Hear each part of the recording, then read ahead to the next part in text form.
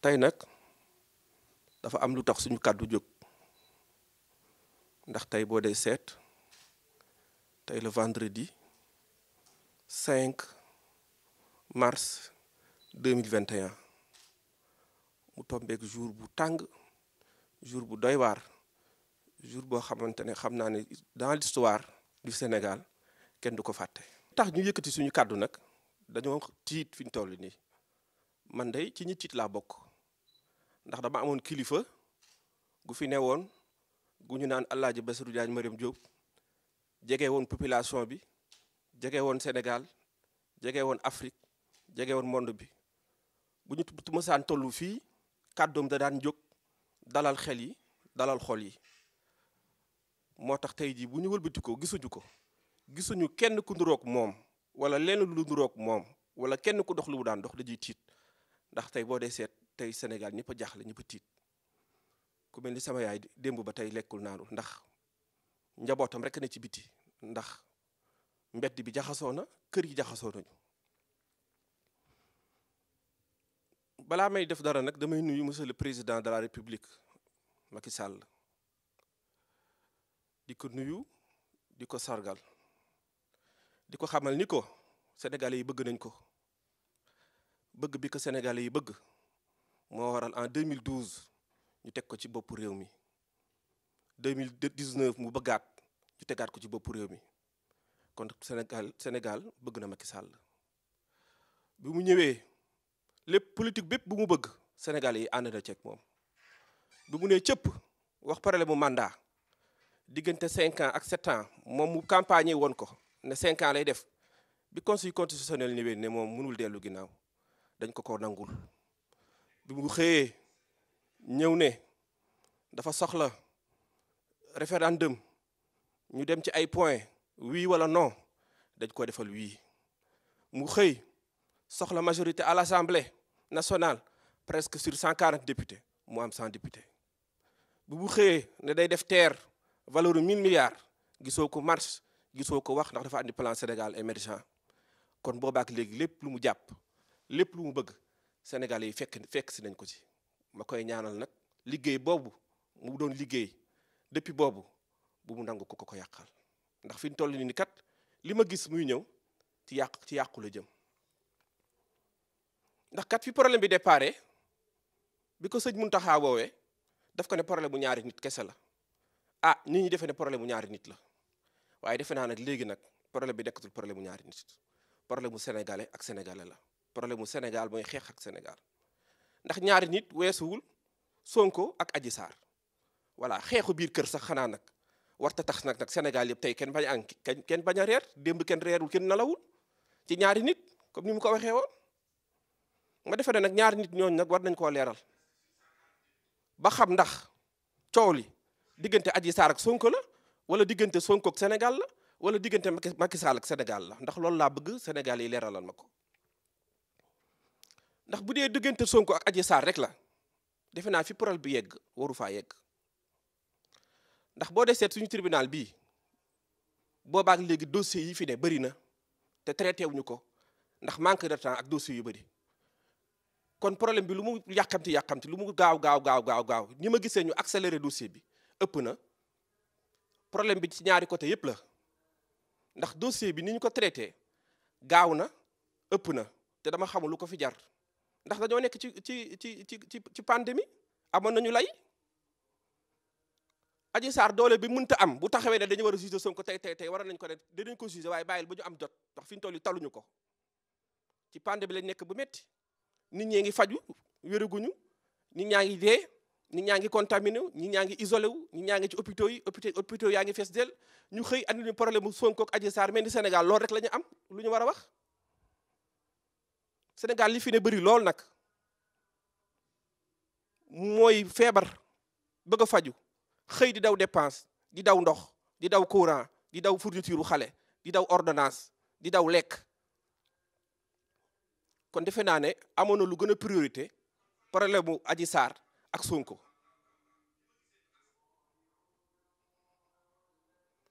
kon ma dellu si waat ne tribunal bi ñu bëggee woon a juger Hissène Habré dañoo waxoon tribunal bi pareegul pour recevoir Hissène Habré pour man Sonko moo ëpp doole Hissène Habré fuuf ndax moo jëloon 3e ci élection yi kon xamoon nañ ni fi ñu toll nii lii ñu bëgg a def ni xaju fi parce que déjà dañu ne rassemblement amul te Sonko tey ji du nangu kenn jugé ko ci huis clos kon lii mënoon nañ ko dàq ba ñu tal ko lii dañ ko waroon a pousse suspendre ko ba mu féete boor waaye acharnement bi ci nekk nag moo tax population bi defe ne politique da cee rax man dossier tribunal bi am naa fi ay dossier pendant ñoo xamante ne dañ maa tooñ chaque jour renvoyé mi ngi instruction pourquoi pas ce dossier Sonko pourquoi patam pata beeg accéléré beeg assemblée bi defe naa jour bi ñuy lever immunité parlementaire Sonko waroon nañu seet naka la ñu mën a dimbalee population bi ci pandémie bi seet 30 milliards yi Macky Sall waxoon da koy séddale ci inondation yi naka lañ koy séddale ba ku nekk jot sa wàll ñu dolli wàlle ci ay aide pour pandémie bi ndax nit ñi boobaak léegi liggéeyu xëyu gontu ju sonn nañu foog naan assemblée ba amoon nañu leneen lu gënoon ëpp importance que lever ay immunité parlementaire faralu ba Sonko nag waaye dama ne moment bi ce n'était pas propice ndax boo dee seet depuis le 2 février ba le 2 mars ci problème mu Sonko lañ ne vaccin yi ñëw na politique bi war ci vaccin yi nit ñi jotaguñ ko xamaguñu ni ñu war a vacciné woo xel ñaari nga am ci vaccination yi démb maa ngi jot message boo xamante nee nañu ay faux vaccin ñi ngi ko jàpp Afrique du Sud suñu vaccin yaa ngi soog a dugg suñu màgget yi ñi ngi ragal piqûre ndax rumeur yi ci am yëpp defoon naa ne nekk jël importance bu am doole boobu wax ak nit ñi ci vaccin bi nga xamante ne piqûre dafa doy waar te yaram bu nekk ak ni muy réagiré foog naa ne lu newoon ci loolu moo ëpp importance guddi yu ñu toll nii problème bu Adji Sarr ak Sonko ma dellu siwaat ci wax ji tribunal bi ak ñi ko yor mënoon nañ ne nañ ko dàq ba ci kanam te am nañu lay vaccin yi dañoo ñëw ñu war koo liggéey war cee taxawu feebar yi bëri kon Adji Sarr ak Sonko nañ leen mettre sous contrôle judiciaire wala ak lu ñu mënti xew nañ leen glacé mettre leen au frigo ba sénégalais yi noppalu ko tuuti ndax dañoo nit ci coono atu yàllaa ngi nii 2 mars ba 2 mars ñëwaat ñi ngi ci feebar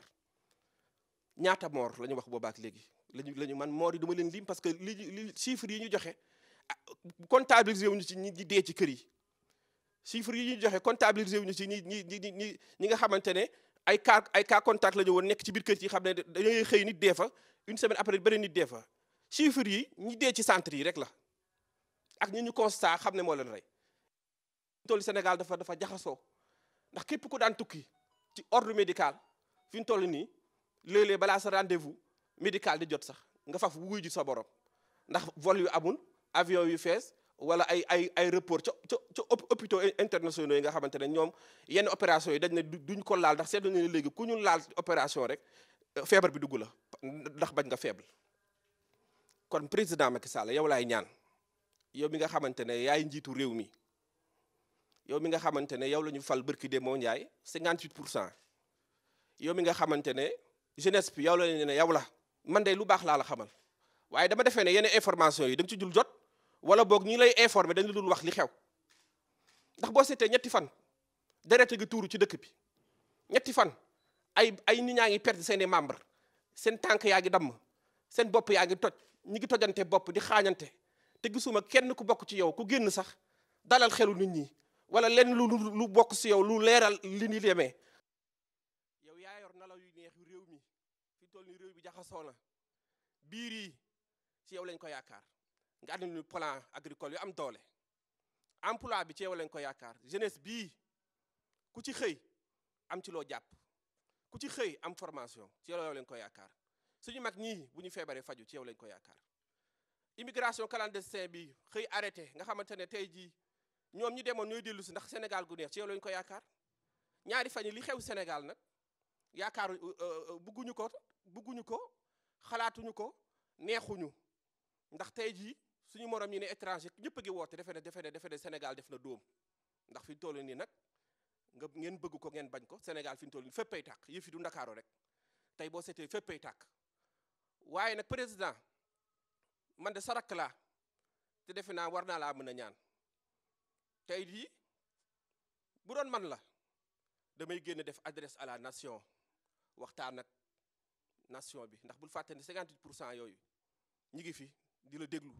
te bul nangu ñu la ku la ko yàqal tey bu ma doon yow premier point damay wax ci sa mandat bi ndax bëri na tey ñu ci tali bi dañuy profité de Sonko taxu leen a jug de sa 3e mandat bi la ñu bëgg mu leer président leeral ko loolu la ñuy xaar ci yow te liggéey nga fi loo xamante ne yow da ngay décaler rek te ki la neex ñu fal ko waaye leeral lañ liñ sa ñaari mandat yi mat na yaa leen ko diggoon yaa leen ko waxoon leeral ko ku la waxul loolu bëgguloo la jàmm ndax ku xool li xew ci ñaari fan yii du Sonko ak Adji Sarr de dafa rax ñii ñetteelu mandat bi la ñuy xeex ñetteelu mandat bi la ñuy jooy ñetteelu mandat bi nga war a leeral ci bopp sénégalais yii man gëm naa sa plan gëm naa sa programme gëm naa ne lii nga sumb boo ko continuer waxuma la 3e mandat waaye 10e mandat sax mën nga ko am ndax Poutine jaaroon na fi xëy jël benn booyam teg ñu fal ko bu dem nekk premier ministre mu ñëwaat ba tey ji mi ngi nekkaat président da ngay reposer tuuti rek sa morom ñëw sa parti moo fiy de ba tey yow Macky Sall yaa fi dul ne rek te Sénégalais yi nag sa entourage am na ci koo fi mën a teg nag ne fi ñu toll nii nag xool leen kii man de tey ji boo ma ne woon kan ngay tànn sa entourage miinu ma leen waaye mun naa ne Marème Faye Sall sax boo ko tegoon mun na jël réew mi ndax programme bi rek ay continuer kon président maa ngi lay ñaan nga dellu si sa xel bu ci des affaire Ousmane Sonko bii nañ ko suspendre jusqu'à nouvel ordre ñu wax ci vaccin yi wax ci problème bu réew mi wax ñu inondé woon xaalis bi ñu leen waroon a jox wax ñi war a tukki te mënuñu tukki boobaak léegi wax ci évacuation sanitaire yi nga xamante ne foog nga joxe caution 15 millions balaa ngay dem te ñu bëree ngi fii di xaar évacuation sanitaire ndax hôpitaux yi mënuñu yenn spécialistes yi amu fi nit ñaa ngi dee comme pas possible comme des mouches président waxal ci loolu président maa ngi lay ñaan ñëpp ñu jàppoon ak Ousmane Sonko nga bàyyi leen ñu libéré leen même bu dee liberté provisoire sax mun na bañ a nekk liberté provisoire mun na bañ a nekk liberté infinie daañu leen woowaat ñu wax ci li ñu def président maa ngi lay ñaan sécurité yi ñu jël di leen woowee nervi dafa ruñ de dañuy yàq de ndax ay xeer ay mbolde la ñu yor ay table la ñu yor sol ay casque di sànnante xeer di gaañ man démb ba léegi dama jaaxle ndax militaires yi dama ci bëri ay mbokk te ay mbokk ñooy sànnante rek fii koo fi gaañ yaa koy seeti bu subaa de boo sumee sa tenue yaa koy seeti de koo fi rey boo sumee sa tenue yaa koy jullee ji de kon président fi toll lii xajul ci biir Sénégal ndax reyante fi ne entre sénégalais président am na ñoo xamante ne ñu ngi ciy réglé waale seen compte ndax Auchan dégage yàggoon na fi tey jii am nañu opportunité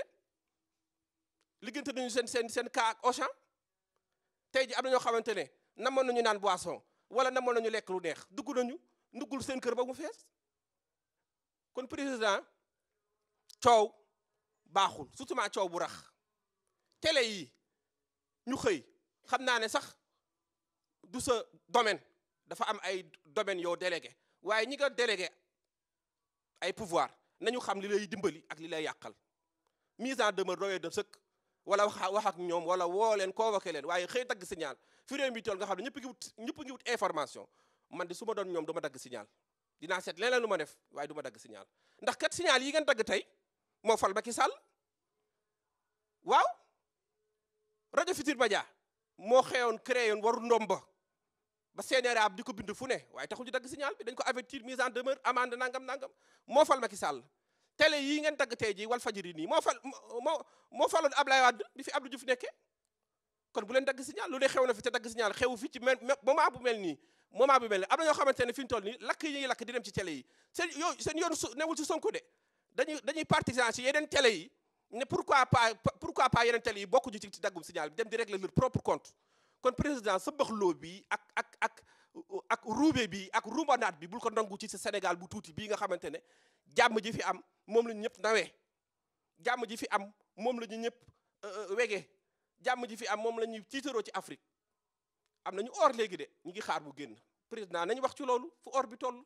fu pétrole bi toll Sabodala la fay génn Sénégal bu ne war nga ci am wàll li nga waroon dimbale nit ñi ci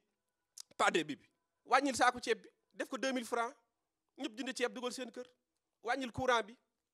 50%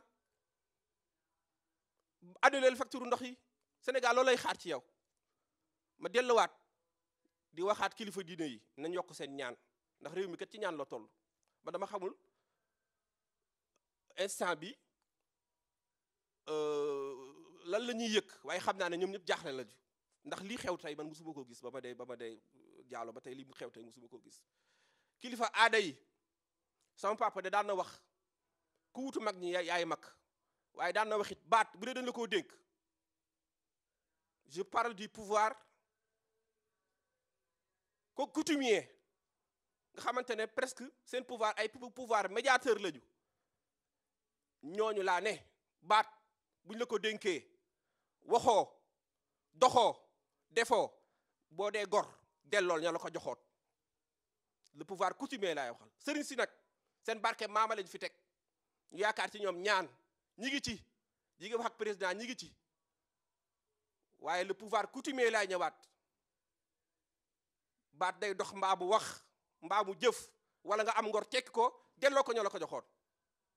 tey nag ci waxu Sonko la ñu yem ak waxu dëkk bi ak waxu Adji Sarr ak waxu vaccin yi nga xamante ne mooy actualité waaye maa ngi wawaat Sénégalais yi ci beneen waxtaan ñu xool nag ñun nag ndakaaru gi ñu dëkk ak collectivité la bu nu ñu koy organiser ndax lii xew yëpp ci ndakaaru la xewe waxuma la sax deret bu tuuru bi waaye bakket yi tey ñaata moor moo am kenn mënul xëy kenn mënul gont kenn mënul lijjanti sa bopp kenn mënul dem hôpital gisuma benn conseil coutumier bu ci wax te bu doon problème bu suuflee kenn du leen fa njëkk bu doon xaalis bu ñuy séddale kenn du leen fa ndëkk bu doon ceeb rek quota ceeb rek nga dégg leen ñuy coow gu dégg bëccëg te bakket ni ngi tuur kenn waxul tey nag xam naa ku may dégg mi ngi naan déglu ko Macky Sall lay waxal wala déglu ko Sonko la àndal man Macky Sall sama grand frère la musuma recevoir musuma may ñaari Mali Sonko sénégalais la comme ñëpp musuma koo gis bët ak bët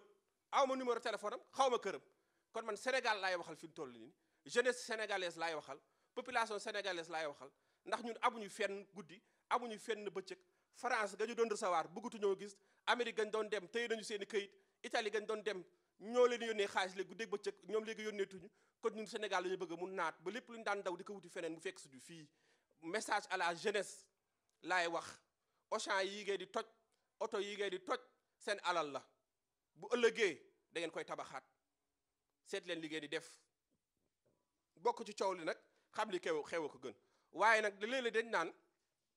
taal bu tàkkee bu leen fàttee ku xamba taal bi dafa am ñoo xamante ne fi ñu toll nii ñooy xamba taal bi waaye taal bi yàgg naa tàkk de dafa am lu koy xamba nag fi ñu toll nii te jeunesse bi lii gën a taal nag taal gi mooy chômage bi nag wax leen nag jeunesse bi nag wax leen ci chômage bi ku xool Sénégal démb ak tey xam ne sax booy liggéeyuñu ndax salaamaaleykum salaam ñoom ñëpp ci mbedd bi xanaa ñoom liggéeyuñu xëyuñu gontuñu kon ma delluwaat dénkuwaat Sénégalais yi ñu dolli xam ne réew mi la jeunesse moo ko war a defar réew mi éducation moo ko mën a defar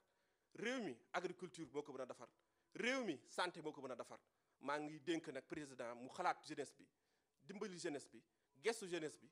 balaa mandat bi jeex ndax 3 ans yi bëgg naa mu def ci loo xamante ne 2024 mbër bu mu teg rek bu ko neexee ñu ne ko ñëwal jëlaat réew mi Sénégal nag ñëpp a ko bokk ñëpp fi am wàll kon Sénégalu ñëpp la tey Sénégal mi ngi mel ni Sénégalu Sonko wala Sénégalu Macky Sall waaye Sénégal Sénégalu ñëpp la xale bu am 1 an ak ko juddoogul sax ak màgget si sa kaw lal ba sax ñëpp Sénégal kon yal na jàmm sax ci réew mi yal na jàmm sax ci àdduna allahumma salli ala sayyidina Muhammad